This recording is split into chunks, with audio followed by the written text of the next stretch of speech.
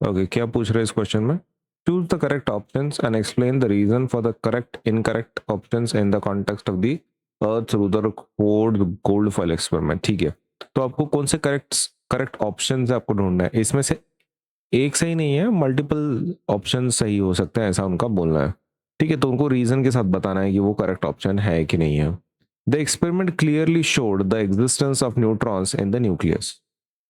Okay, तो मतलब Rutherford का जो एक्सपेरिमेंट है उससे पता चला कि न्यूट्रॉन्स उसमें मतलब रहते हैं इसके अंदर, न्यूक्लियस के अंदर।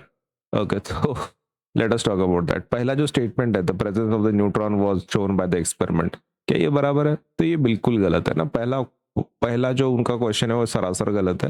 And why it is wrong? Wrong इसलिए है बिकॉज रुदरफोर्ड के एक्सपेरिमेंट में ये पॉजिटिव न्यूक्लियस के बारे में डिस्कवरी हुई थी। मतलब ये जो एक्सपेरिमेंट है गोल्ड फॉइल का, उसमें ये पता चला था कि न्यूक्लियस पॉजिटिव होता है और प्रोटॉन्स पार्टिकल्स का सपोज लेटर से बात हो रही थी। ये जो न्यूट्रॉन्स है जो ये बोल रहे हैं स्टेटमेंट में, the presence of neutron was shown, ये तो सरासर गलत है क्योंकि एक्सपेरिमेंट बहुत पुराना है और जो न्यूट्रॉन का डिस्कवरी है वो बहुत बाद में हुआ था and that was done by Chadwick. James Chadwick ने 1932 में न्यूट्रॉन का डिस्कवरी किया था। तो गोल्ड फॉइल के एक्सपेरिमेंट का कोई संबंध नहीं है न्यूट्रॉन के साथ, बिकॉज उस टाइम पे पता ही नहीं था किसी को कि रहता है बोल के, मतलब न्यूट्रॉन रहता है बोल के। तो स्टेटमेंट कैसा है ये? Incorrect. The statement is definitely incorrect. क्यों इनकरेक्ट है? क्योंकि न्यूट्रॉन का डिस्कवरी हुआ ही नहीं था, नहीं हुआ था तब तक, और न्यूट्रॉन के ऊपर ये एक्सपेरिमेंट था ही नहीं। It was for the positive nucleus. The results disproved the plum pudding model and led to the idea of the nucleus at the center of the atom. Okay, तो plum pudding model किसका था? J Thomson का, है ना। Plum pudding model किसका था? J Thomson का। तो जे थॉमसन का जो मॉडल था, तो क्या उसको ये क्या डिसप्रूव किया?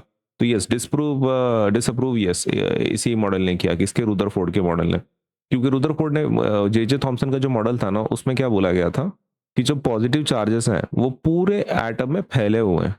जे थॉमसन का बोलना था कि भाई जो पॉजिटिव चार्ज है पूरे एटम में कैसा है, फैला हुआ है।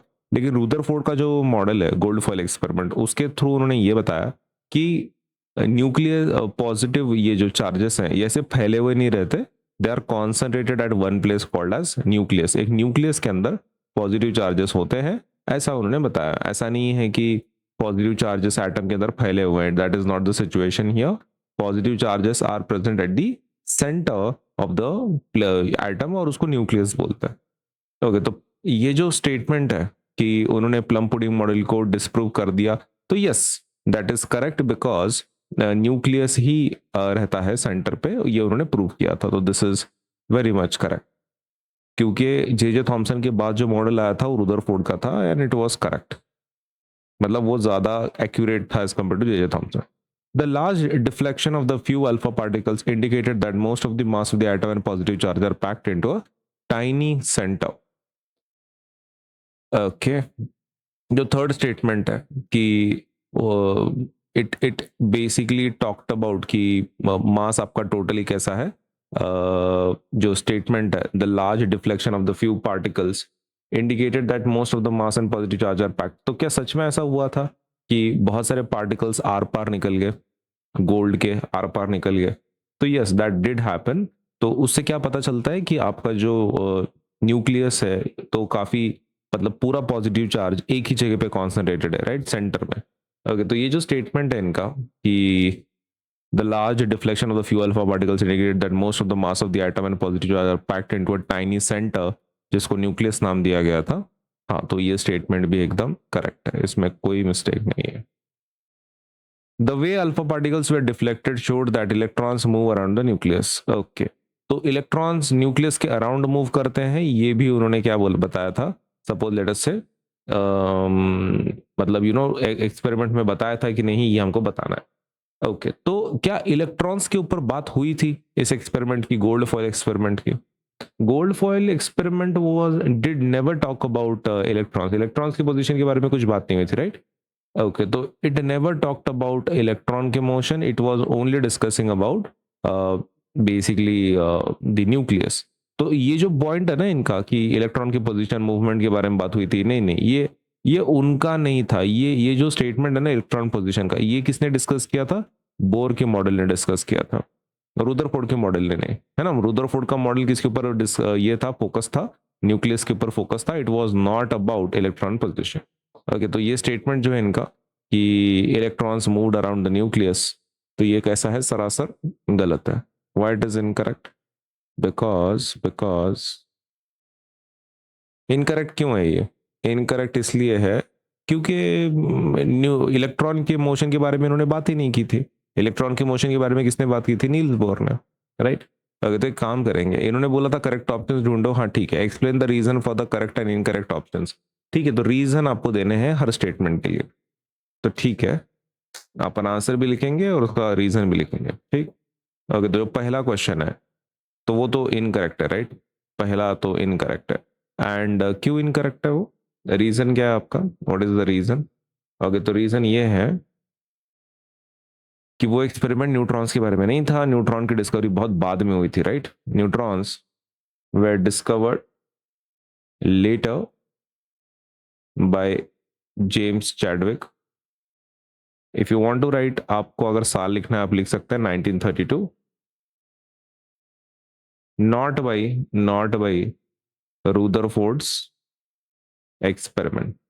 रुदरफोर्ड के एक्सपेरिमेंट में न्यूट्रॉन की डिस्कवरी नहीं हुई थी, हम ये बताने की कोशिश कर रहे हैं, ठीक है। अभी दूसरा दूसरा दूसरा करेक्ट है, राइट, उसमें कोई दिक्कत नहीं है कि न्यूक्लियस का डिस्कवरी मतलब उन्होंने डिस्प्रूव कर दिया प्लम पुडिंग मॉडल को, तो सही है। The experiment proved the uh, existence of a small dense small dense nucleus।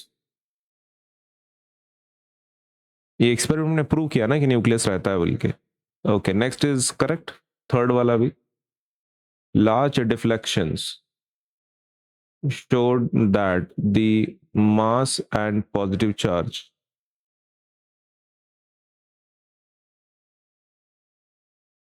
are concentrated in the nucleus। Okay, तो ये भी इस एक्सपेरिमेंट ने प्रूव किया था कि भाई आपके जो मास एंड पॉजिटिव चार्ज है वो सेंटर पे लोकेटेड रहता है, जिसका नाम है न्यूक्लियस। और फोर जो क्वेश्चन है वो कैसा है, इनकरेक्ट। क्या गलती है उसमें? तो इलेक्ट्रॉन्स के मोशन के बारे में कभी बात ही नहीं की थी ना। इलेक्ट्रॉन्स के मोशन के बारे में रुदरफोर्ड के एक्सपेरिमेंट ने कभी बात ही नहीं की थी। इलेक्ट्रॉन्स के बारे में किसने बात की थी? नील्स बोर ने बात की थी। ओके, तो हम क्या बोलेंगे, द एक्सपेरिमेंट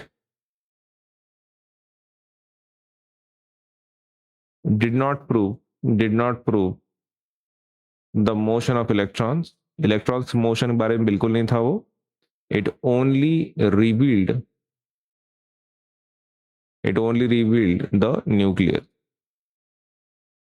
ओके, खाली न्यूक्लियस के बारे में बात की थी, उन्होंने इलेक्ट्रॉन्स के मोशन के बारे में कुछ बात नहीं की थी। That is our answer.